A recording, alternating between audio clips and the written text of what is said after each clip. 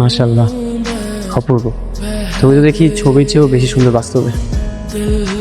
ধন্যবাদ। আমাকে তোমার পছন্দ হয়েছে? পছন্দ না হলে কি বিয়ে করি?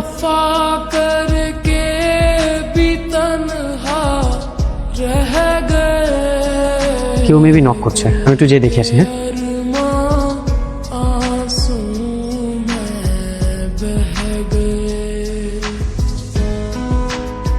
রিকা, তুমি তুমি এখানে? তোমার যদি কিছু লাগে তাই একটু দেখতে এসেছিলাম। কিছু লাগলে তো আমি চেয়ে নিবো।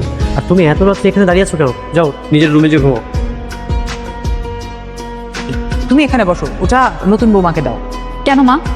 আমি তো সবসময় এই চেয়ারই বসি। আমি এই চেয়ারে বসলে কি আপনার নতুন বউয়ের অসম্মান হবে? সামান্য নাস্তাটুকু কি আমি আমার স্বামীর পাশে বসে করতে পারবো না? তর্ক করছো কেন?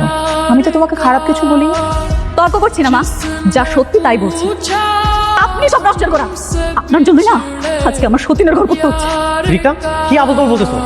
আমার মা কখনো দাদার সামনে দাঁড়িয়ে উচ্চস্বরে কথা বলেনি, আর তুমি সবার সামনে দাঁড়িয়ে উচ্চস্বরে কথা বলছো। পাগল হয়ে গেছো তুমি? হ্যাঁ, আমি পাগল হয়ে গেছি। আমি পাগল হয়ে গেছি, আমার দম বন্ধ হয়ে আসছে এখানে। মাগছি আপনাদের কাছে, আমি আর এই বাড়িতে থাকতে পারবো না।